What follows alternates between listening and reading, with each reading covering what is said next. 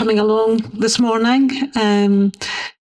It's 9:30, so we will get started. So, welcome to the Economy, Community Empowerment and Wealth Building PDSP.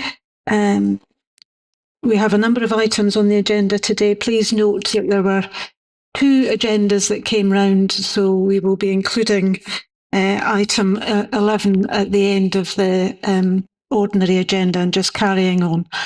So thank you for that. Just to kind of start out the meeting, I'll just go through the rules of engagement this morning. Welcome to the PDSP. I'm Councillor Susan Mannion, the chair of this PDSP.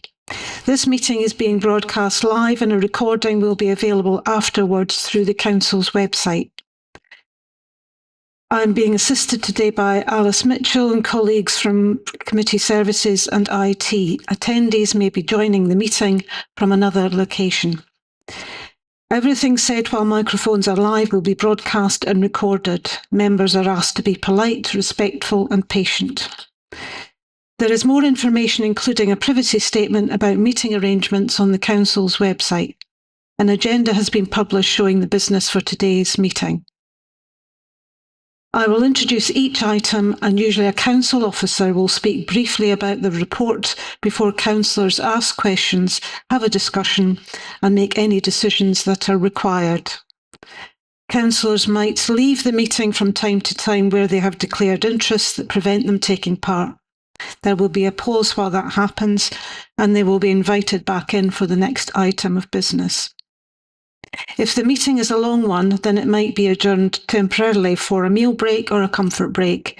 I will say if this is going to happen.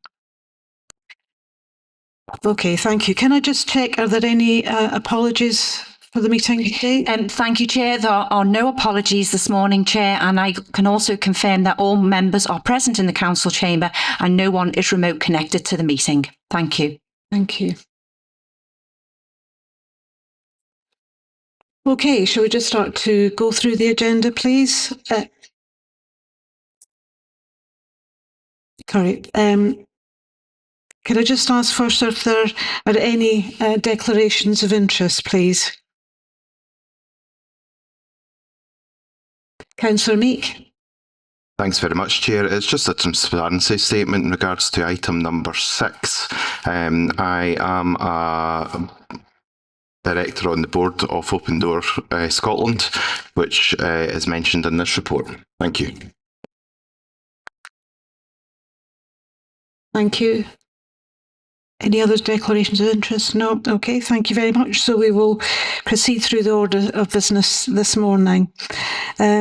Firstly, can we confirm the minutes of the draft minutes of the last meeting, which was the last ordinary meeting of this PDSP, which was on Tuesday, 22nd of April. Are there any comments, queries? No? Okay, agreed. Secondly, we have the draft minutes of this extraordinary and extra meeting of this PDSP on the 29th of May. We agreed. Thank you very much. Oh, sorry. Sorry, Councillor Miller. Thanks. Just under point 3 to agree the report is forward to a special meeting of West Lothian Council. I think we were just asked at that point during the meeting if it would be confirmed whether they required the appropriate planning training or not. I'm not sure if that information's come out and I've just missed it, but that was certainly asked at that point. Chair, I can come in at this point. Yes, the governance manager sent out an email to all members, I think it was the 30th of May, confirming that the special meeting would be going ahead and that no training was required. I'll get the hang of this eventually. Any other comments on the minutes? No? Okay, thank you very much. Also, okay, so we can proceed please through the main items today, and the item 5 on the agenda are the Town and Country fees for applications amendment regulations, and we have Jim McGinley to talk to this. Thank you, Jim. Thank you, Chair. The purpose of this report is to advise the panel of the 2025 Planning Fees for Applications Amendment Regulations and the Planning Fees for Local Review Regulations. Both of these were proposed and subsequently agreed by Scottish Government following their 2024 consultation, Investing in Planning Resourcing Scotland's planning system. This legislation came into force on the 9th of June. Section D3 of the report covers the introduction of fees for review applications which are made to the local review body. It notes for information the number of reviews over the last 3 financial years, that these were for householder applications and these would now attract a fee of £143 each. This is just over 40% of the new amended planning application fee. Section D4 of the report covers the inflationary increase to all planning fees. I'm happy to take any questions, Chair. Do we have any questions for Jim at all? Any comments? No. Okay, so paper accepted. Thank you very much. Our next item on the agenda is item number 6, which is the Third Sector and West Lothian Council Annual Report 2024-25. And Claire Stewart is going to present that. Claire, thank you very much. Thank you, Chair. The purpose of this report is to present the Third Sector and West Lothian Council annual report, which is produced with the Voluntary Sector Gateway West Lothian. This is the 5th year that the annual report has been produced and presented to PDSP. The aim of the report is to give an overview of the partnership working between West Lothian Council and the Third Sector and West Lothian, including funding, partnership activity and support provided during the financial year 24-25. Just to note, it is not an in-depth analysis, as this detail is presented and scrutinised with the lead service area for delivery. However, it is an attempt to show a range of partnership work that goes on and the wider understanding of the funding and investment that supports the work in some of our communities. 3 areas that have been highlighted in the report to note: the participation that takes place in decision making and planning across the partnership, with a particular note at how widely engaged representatives from the sector are across the CPP and in forums such as our PDSP structure. The investment and funding support for the third sector from a range of sources and support that is provided to build the capacity of the sector. So this includes joint funding panels, training sessions and the investment in the Open for Communities website, which has brought additional investment into the area. Case studies are presented as part of the report and they show some of the activity and impact this is having within West Lothian communities. This year, the report will be presented to all PDSPs jointly with the sector representative following this PDSP, with a focus on the activity linked within the report for the remit of that PDSP. It should be noted that page 5, 6 and 7, the data hasn't been updated as it's not available yet. Once it's available later in June, this will be updated within the report. I'm just going to hand over to our sector representative, Alan, who's going to comment on some of the report. Thank you, Alan. Good morning, colleagues, and welcome, and thank you for the opportunity to present the report as well. I'd like to echo the comments that Claire has made in relation to the investment in the sector. I think the report quite rightly touches on funding, but actually it's investment in the sector. We know from the groups that we work with right across West Lothian that the people of West Lothian are still struggling with the cost of living crisis, the impacts of fuel and food poverty, and the work that the sector does to support those people in communities is still much needed, and the demand on services is increasing. That continues. So the investment that the council and other community planning partners make in the sector helps to support the organisations that are delivering those much needed services to the people of West Lothian. So we look forward to that support continuing as we move forward. The sector is extremely agile. The main focus of the organisations in the sector and social enterprises is on supporting people and making a difference to the people and the lives that they live. So the report captures some of the activity, as Claire said, very high level in terms of the difference that the third sector is making to people. So hopefully colleagues will welcome the report and happy to take any comments or questions. Thank you, Alan. Any questions at all to the report? Councillor Heggie. Thank you very much, Chair. My question is based around page 20. It's the top of the page is headed Economic Development, Access to Employment just talks about 418,000 being distributed. Obviously, 4 groups take up more than £350,000 on that. I just wanted to ask, obviously, you can understand the impact to perhaps like West Lothian College, who have full-time and part-time students. But I just wanted to understand how perhaps, Little Larder getting almost twice as much funding, I think, than Routes to Work or Impact Arts.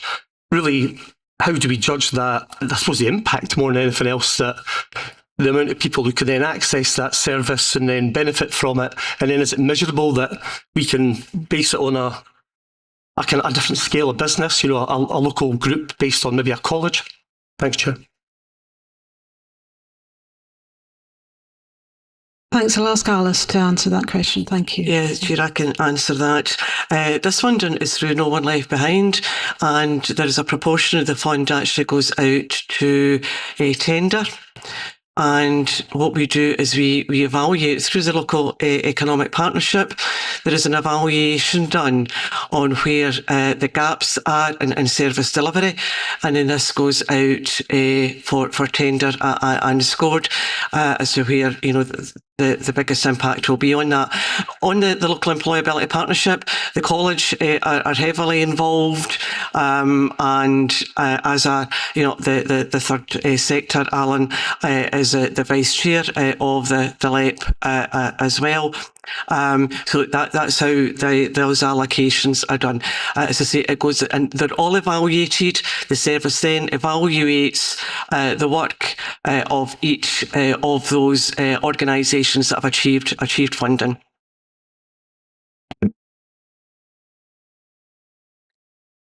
Thank you for that. Any other questions? Oh, Peter, sorry.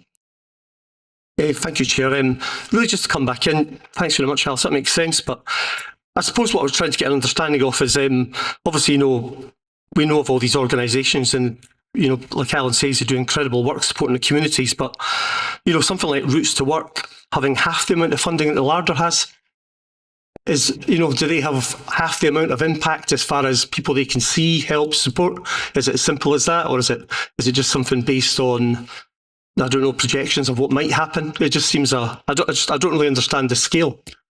Thank you. Councillor, these are all impacted by the amount of need that is required for people within that, the employability pipeline. And they're all evaluated to make sure that they're having a maximum impact they can to help mainly our young people that are furthest away from work and have got barriers to employment, and all these organisations will put in a programme of delivery, and we make sure that that's evaluated against the outcomes that we want to see through the LEP. And that's evaluated on a quarterly basis as well, and reported to the LEP as well. I hope that answers your question.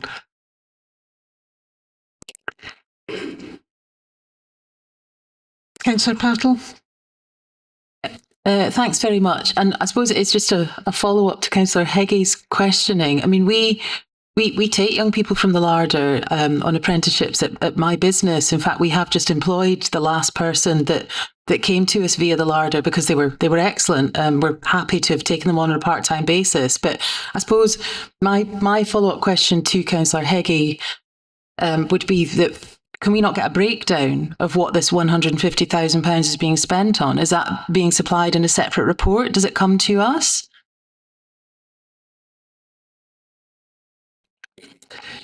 These all go out to tender and are all evaluated.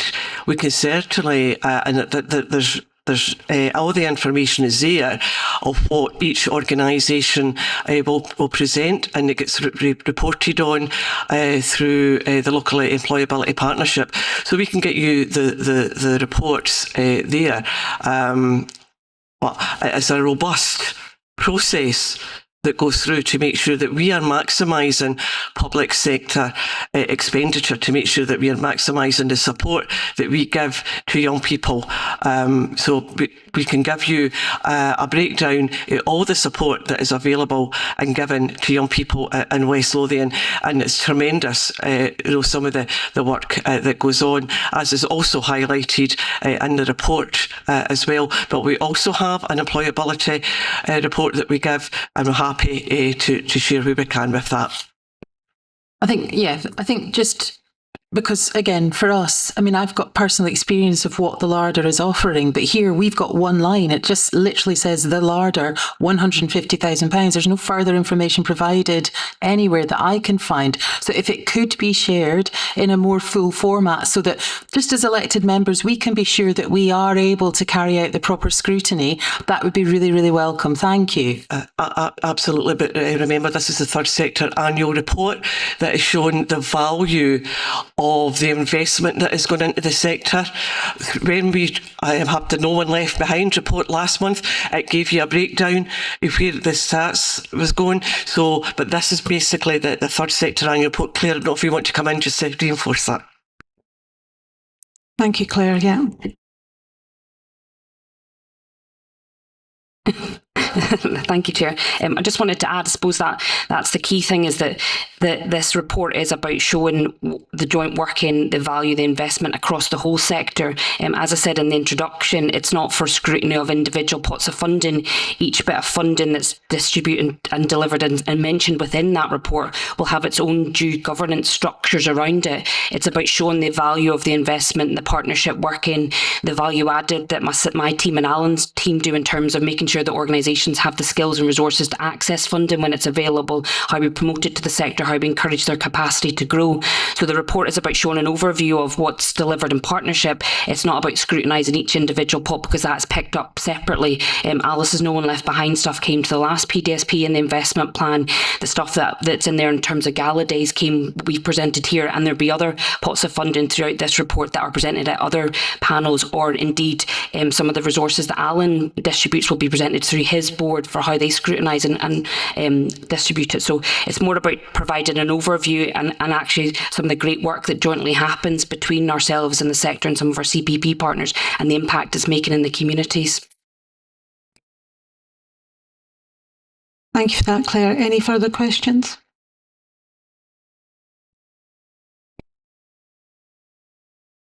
Any comments? Councillor Meek. Thanks very much, Chair. Just would like to welcome the report and the investment that is put into the third sector. Third sector is really important here in West Lothian, and I'm delighted to see the investment that has taken place.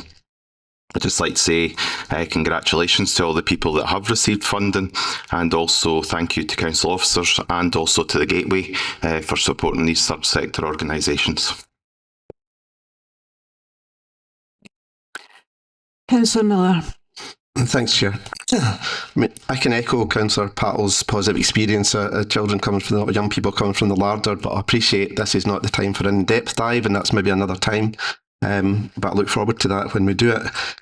There's so very much in this report, and we are told it's not an in-depth. Basically, there is all this and so much more. The third sector is very, very important to West Lothian in our communities, and it often reaches those who the council just simply can't manage to get down to that depth. They're very, very important.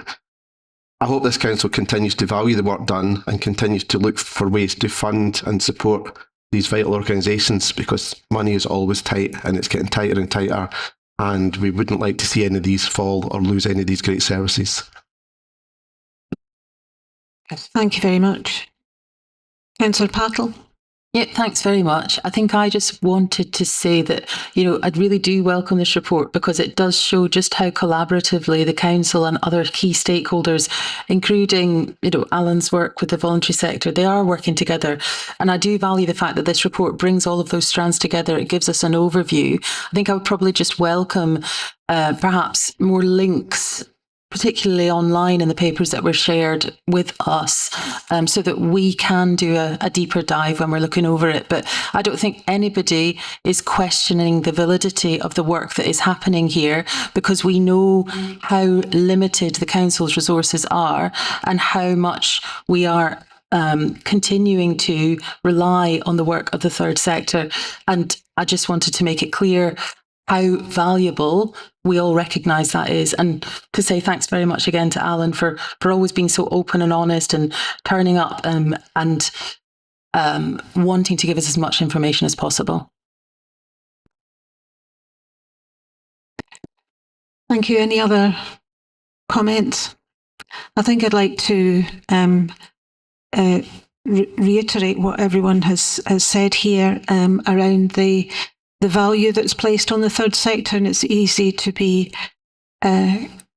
seen to be taken for granted. But I hope with the gateway work, with the work that we do daily, with the work that is brought together here at a very high level, there's an appreciation of the day-to-day work that's done by the voluntary sector and with the voluntary sector. So completely agree with what Councillor Meek has said earlier, and particular thanks to Claire and other officers all working across the voluntary sector. So thank you for that. It's a very good report, and what we need to do is to continue to work in the way that we're doing, and to continue to invest what we can to ensure that we get the outcomes that we need across West Lothian. So thank you. So if we can move on, please, to item 7, which is the draft West Lothian Economic Investment Plan. And Jim Henderson is going to present this. Thank you, Jim. Thank you, Chair. The purpose of the report is to inform panel of the progress made in finalising an updated 10-year economic strategy to 2035. The panel is recommended to note that the work is ongoing to finalise the draft, and that they agree that the strategy, once finalised, should be presented to Council Executive for approval. In terms of the report, it focuses on the draft EIP, and there's still the opportunity for stakeholders to inform and shape the strategy. In D1, Chair, we note that the strategy will provide a framework to enable us to maximise the economic competitiveness of West Lothian in the forthcoming decade. That said, it's important to note that the strategy is being prepared in times of unique uncertainty. In D2, we look ahead to the West Lothian economy of 2035, where we will attract, retain and grow high-value employers. From strong foundations, with higher levels of school attainment, the population of West Lothian in 2035 will be more qualified and more highly skilled.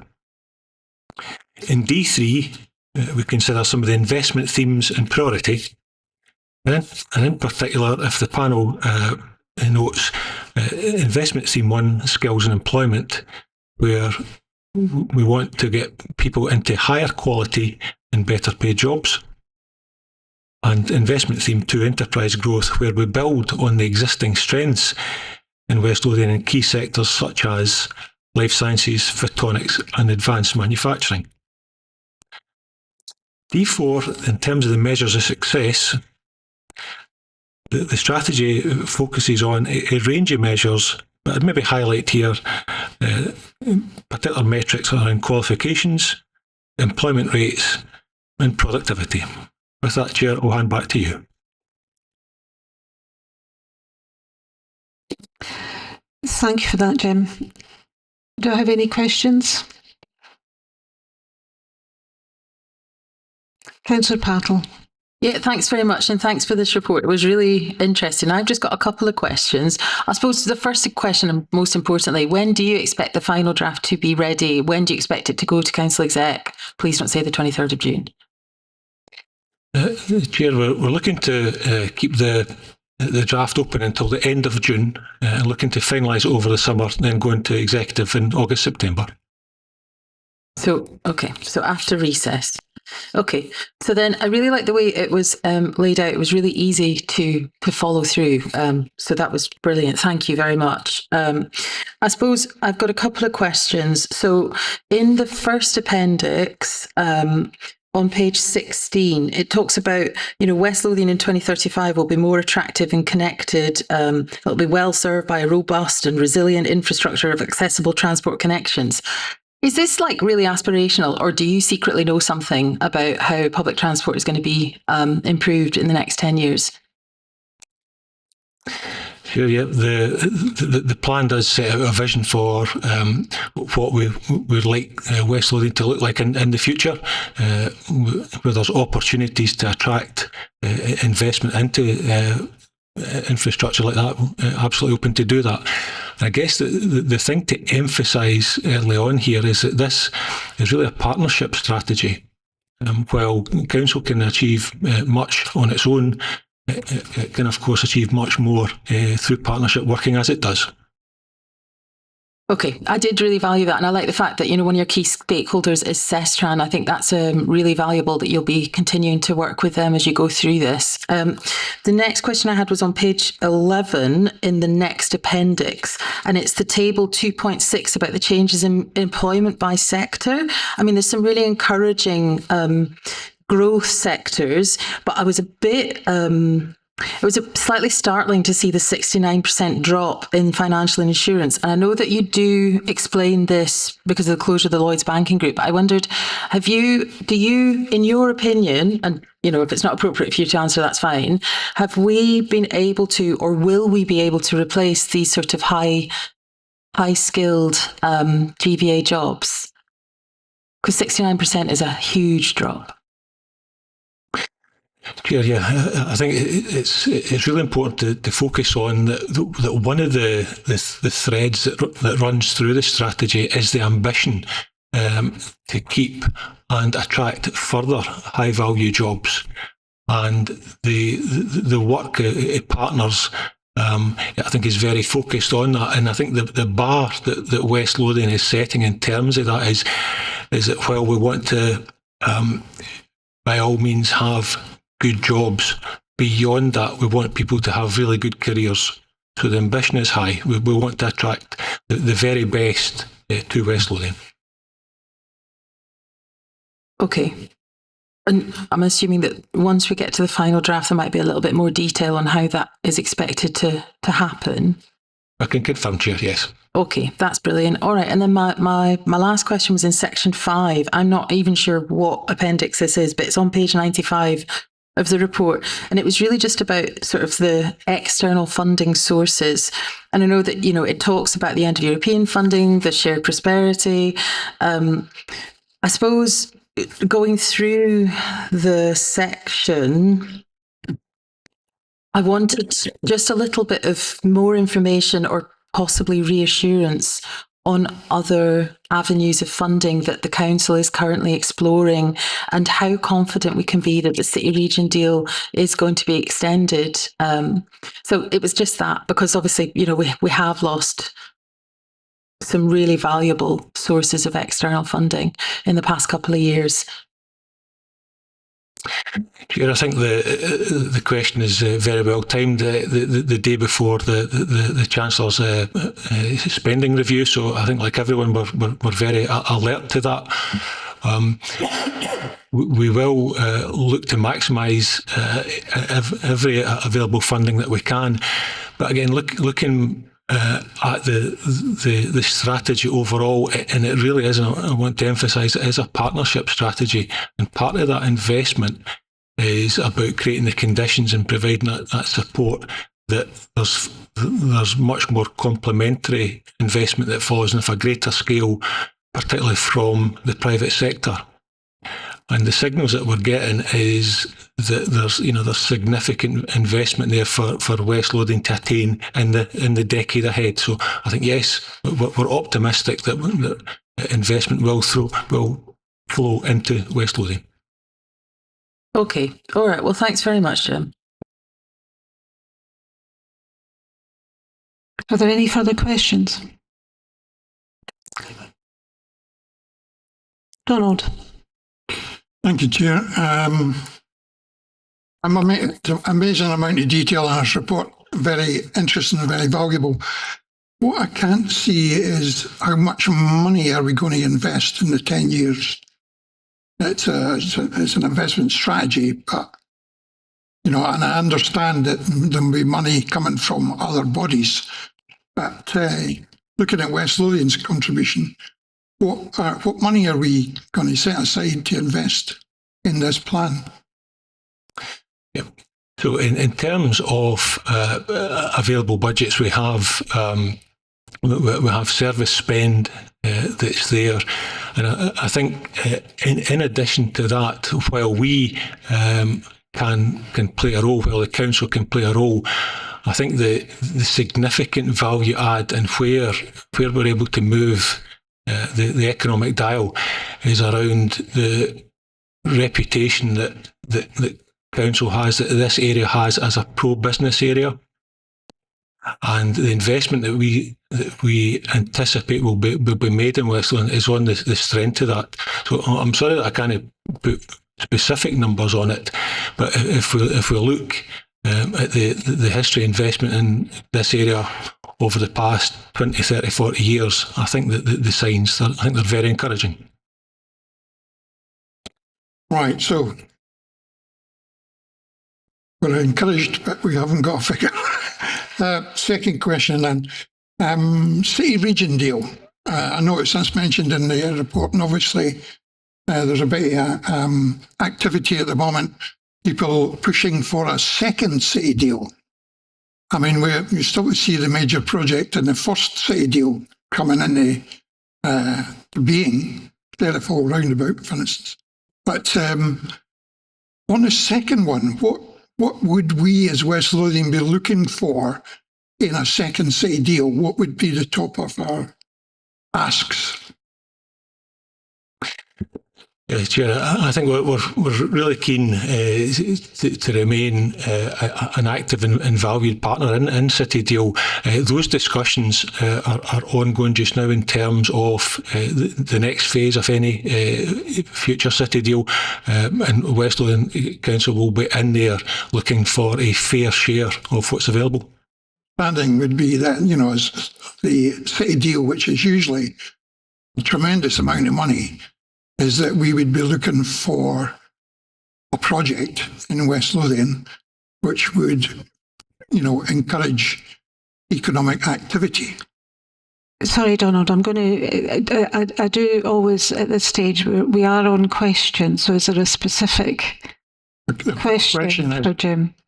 If, has West Lothian got a major project in mind for the bidding stage of a potential second city region deal?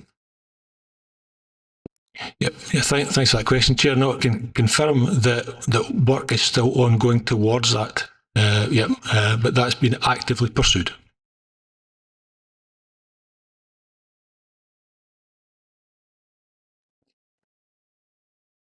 Can I just maybe be helpful, was that I don't know if you were here at the last meeting. We had Andy Nicholl here, who supports the City Deal across the system, and he was giving an update as to where we are. And obviously I can assure you that West Lothian is right in the middle of it when it comes to the discussions about the next iteration of the City Deal arrangements. And there is a regional prosperity framework that's being put together now in order to be able to see how that's spread out across the region. So that is we're central and certainly in amongst it in relation to the discussions about the next phase. And we'll be doing everything that we can to get as much investment into West Lothian as is possible, in order to continue the good work that's been done and to support the work that Jim has outlined.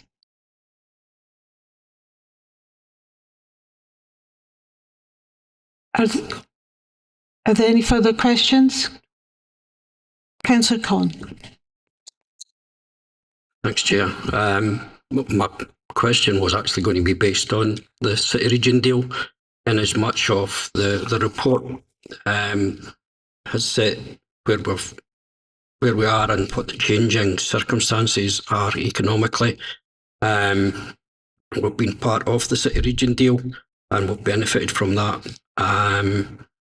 But at the moment, I think there are issues which we think we just need to place on record of where we've been, but where this is a benchmark of where we can go forward if other matters align. Sorry, Councillor Connor, are you going to? I am coming to my question. Thank you very much. Yes, thank you. The question really is that can we, in the final plan, actually show where the City Region has benefited and where the City Region is having a debate and discussion of the City Region deal too, but that's all dependent on clearly other financial decisions elsewhere.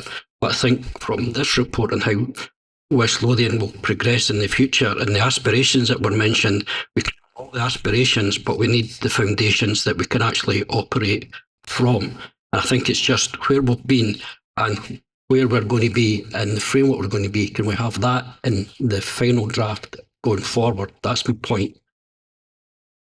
And that's my question. Yes, I'm not sure that we'll have the information available to be able to outline it in any detail. I'm not saying all the detail. But yes, in terms of that's the problem making reference to it. Yeah, okay. So we can include that because that is an important part of what it is that we do. So we can, this is all about setting the context. So it's just about making sure that the context is set. So is that okay? Thank you for that. Any further questions? Are there any comments? Councillor Conn? Is that when decisions are made that the monies are released to fulfil these projects. Mention was made of Sheriff Hall Roundabout. The Sheriff Hall Roundabout might be seen from a West Lothian perspective as a sort of distant project, but that project's been agreed by City Region deal. It's been subject to a public inquiry and Scottish ministers are still to make a decision on that, and that's been some time ago. So if you want to have economic development, you have to make the decisions to allow things to go forward rather than sit and prevaricate on a decision because it might not be politically convenient. We need the projects identified and then we need the decisions and we need the cash to follow that through. Otherwise, the best framework will never happen that we're looking for. Sorry, did I jump the gun? So I apologise if I did.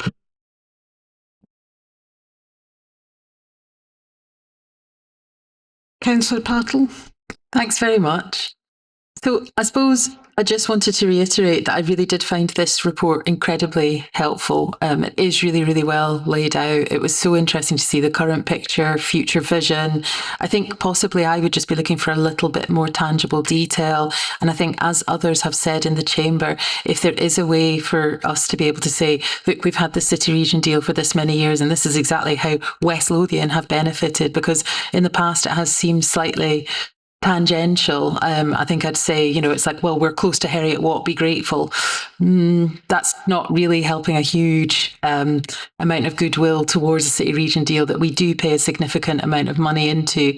So I suppose it's just about, how we can really show people why West Lothian is just as much of an equal partner as other members of the City Region deal.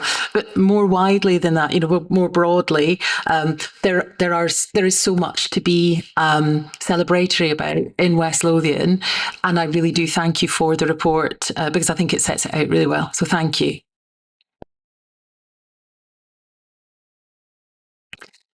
Any other comments?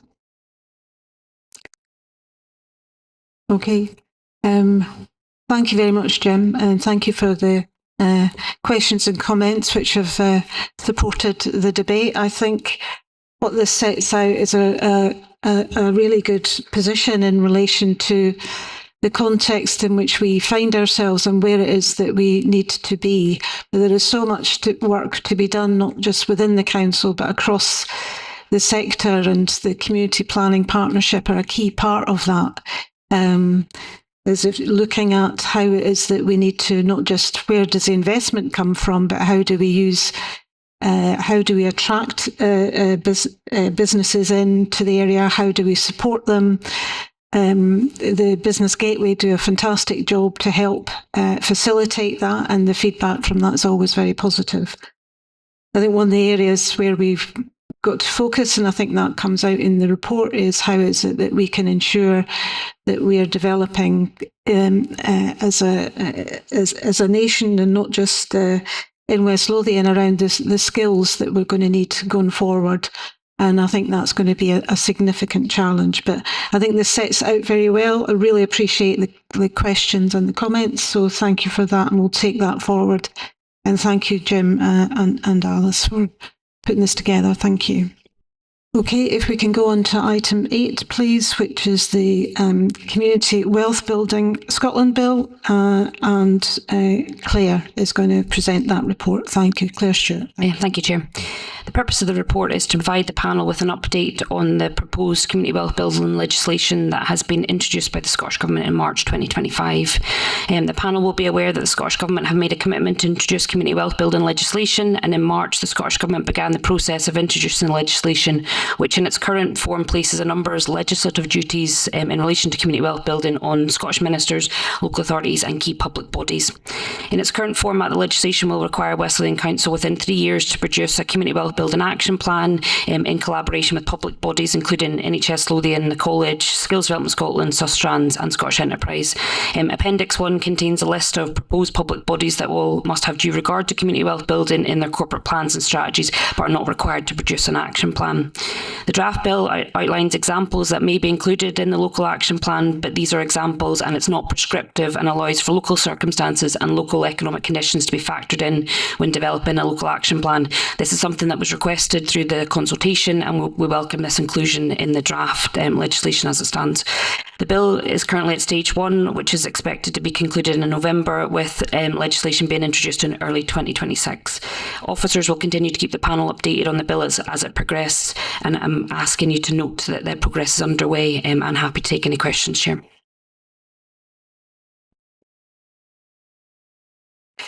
Thank you for that, Claire. Are there any questions? Councillor Miller, thank you. Thanks, Chair. And there definitely is a question here. I'll just need to lead up to it slightly. I appreciate this is a report on the bill and our duties that it might put upon us. It must include specified bodies. We have a list in the report on West Lothian national organisations.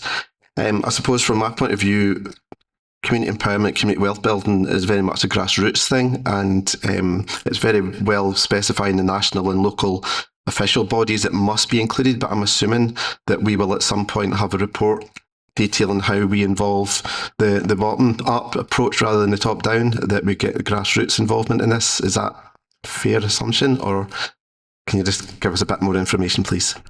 Yeah, happy to, Councillor Miller. What's due to be presented at the next PDSP is another update on some of the activity that we've been looking at in terms of community wealth building in West Lothian. You'd be unsurprised to know that a lot of that focuses on the work we do in the community, so community empowerment, how we're supporting local organisations to be involved, how we're supporting them, their capacity to be built. So very much our approach in West Lothian is a grassroots bottom-up approach, and we're quite heavily involved with Alan, as you've seen from the third sector report. So although this is what is being proposed in the legislation, that's not necessarily the approach we will be taking, and we very much include a lot of our community organisations in the activity that we're doing. So yes, I can say that there will be grassroots involvement in any of that. There is grassroots involvement, and there will be in anything going forward.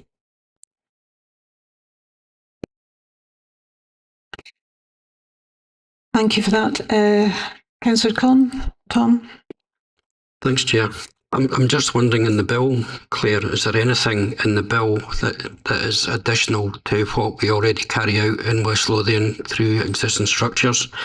Looking at the specific bodies that are mentioned in the report, National Health Service Lothian, West Lothian College, Skills Development Scotland, Sestran and Scottish Enterprise.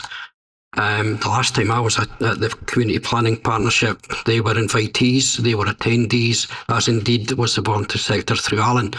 So I'm just wondering, where are we going wrong, or what are we getting right that Scottish Government seems to want to legislate for? So is there any additional things that are being required of us from legislative duties rather than what we already do? I think Scottish Government are wanting to introduce legislation to put a consistent approach to community wealth building across Scotland. That's what they've said is their aspirations from Scottish Government to local authority and through to public bodies. We're in a very fortunate position in West Lothian. Our partnership working is really good. It's really strong. We've got a very active community planning partnership. Our board yesterday was very full, a lot of discussion. We're in a really good position. Should this legislation be introduced, that producing an action plan will be resource intensive in terms of officers' time to produce it, but we have really strong partnership working, and we're already working with some of our partners on community wealth building activity. So should it be introduced, it'll be a matter of us doing stuff that's required by legislation, but the partnership working is already there in place, and we've got very strong links with a lot of these bodies and a very active partnership, which is across a lot of the activity you've heard at the panel today. Any further questions? No, any comments? Okay, thank you for that. And I think just as Claire has outlined in answer to that question, that there's already a significant amount of work done, and we probably already go above and beyond when it comes to the requirements of this proposed legislation. So thank you, and I think that gives us a good picture of what's going on. Thank you.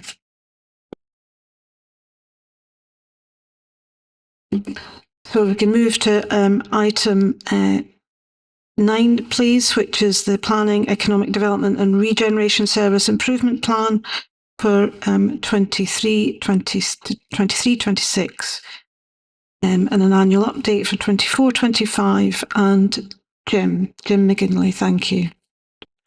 Thank you, Chair.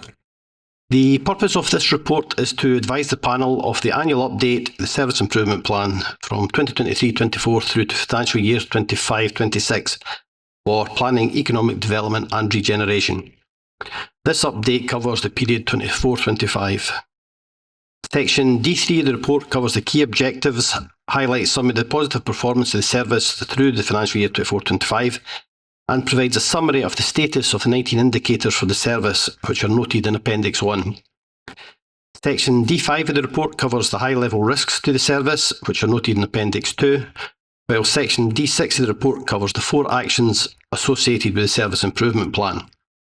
Although part of this report, it should be noted that the panel's remit does not cover building standards, environmental health and trading standards, who report separately to the Public and Community Safety PDSP via a similar report. Happy to take any questions. Thank you for that, Jim. Do you have any questions?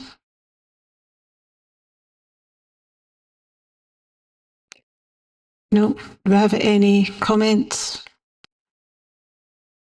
No. Okay, thank you very much. We accept the report. Thank you very much, Jim.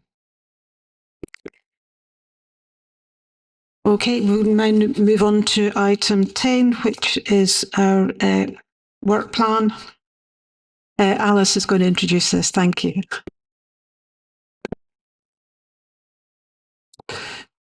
Item 10 is the work plan, and just want to make sure that you're happy with the items progressing. If there's any changes or amendments you'd like to make to that, thank you. Thank you, colleagues. We've also got an item 11, which came out as a separate agenda item. So apologies for that, for any sort of confusion caused by that. So we essentially had 2 different agenda items because of the timing. But it is item 11 on our in our meeting today. So this is the Planning Enforcement Charter, and that's going to be introduced by Claire Johnson. Thank you, Claire.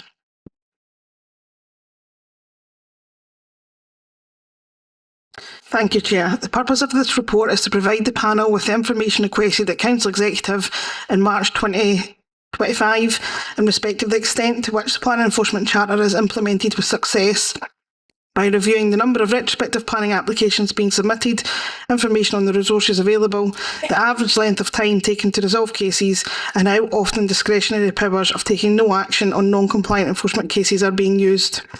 Section D2 sets out the numbers of retrospective applications received in the 2 financial years under review. Members will note that not all retrospective applications are received as a result of enforcement action, but an average of 69% are. By enforcing the need to apply in retrospect allows the development to be fully considered in line with planning policy and to allow the opportunity for the public to submit representations on the development. The resources available to the service are set out in section D3. While all development management staff have a duty to carry out some level of enforcement, there are 3 dedicated officers within the enforcement team. Those officers are responsible for all levels of enforcement action and their posts are included within the wider development management service budget. The enforcement team are monitored on the average length of time taken to resolve enforcement cases. Section D 4.1 shows the average number of days per financial year set against the target of 122 days, which is the 4 months. While the team continue to work towards the target, it must be noted that this timescale can be directly impacted by a number of factors set out in the report.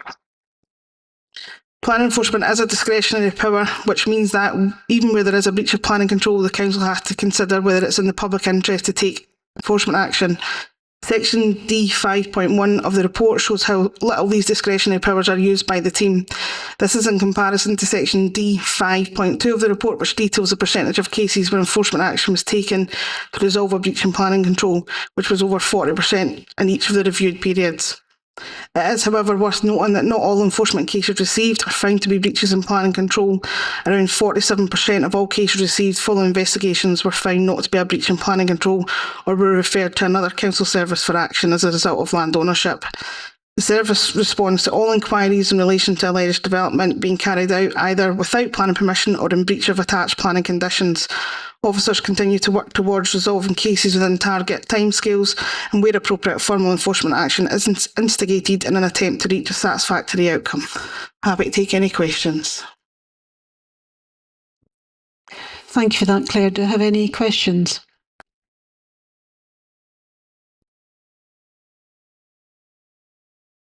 Councillor Conn? Thanks, Chair. All the work quite properly is carried out by officers and behind closed doors, and I don't mean that in a secretive way, but the public don't see the work you're actually doing, or indeed how other parties might be obstructive, just trying to wear the system down. I'm just wondering if there should be some sort of public list that's available on a regular basis to show the progress that's been done to reduce, or where ones are just not moving, there is just no contact, there is no effort to resolve the dispute between yourselves and the other party. Would there be any value doing that? I'm thinking, for example, on a regular basis at the Development Management Committee, that is an appendix to the report, just to say these are a list of properties where enforcement notices have been taken out, and you can actually see the progress by getting a resolution, or would that not help trying to get a resolution? Thank you, Chair. So there is actually an enforcement register that's on the council's website, and that's detailed per year and has a note of all enforcement notices that are in place. We recently added a new column to that to put a compliance date in, so where they have been complied with, where there's no compliance date, the issues are still outstanding. So that is available to all members as well as the public to have a look at to see where we are with them.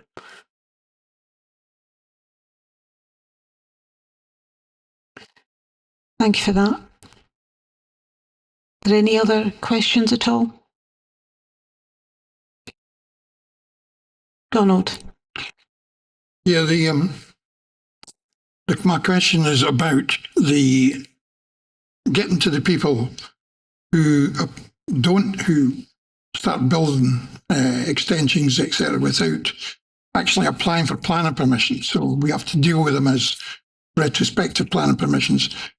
Is there a need for a general education programme for the public to make them, so that everybody understands if you're going to try and develop something in West Lothian, you have to go through a planning application process?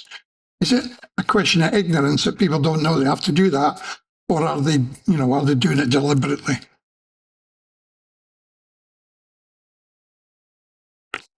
Sorry, thank you. So under the Scottish Government, there is householder PDs and there's other permitted development rights. And I think in some cases there is generally, from members of the public, a lack of knowledge, but the Scottish Government does set this out, and they do provide a lot of guidance documents at householders, and we point them directly to that.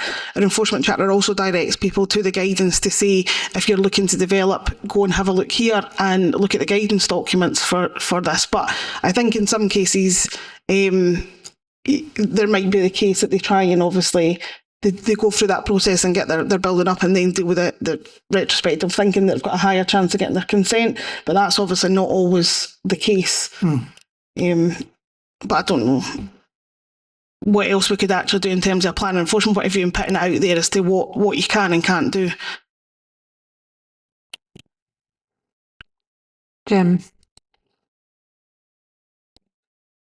This is an age-old problem that's been going on since day one when I started here.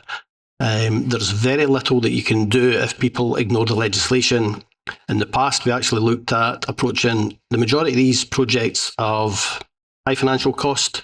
We looked at approaching some of the lending institutions to try and force them to make sure that people have the appropriate permissions in place before they actually authorise any spend.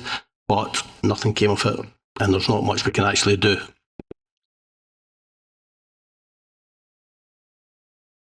Thank you, Jim. Any other questions? Any comments?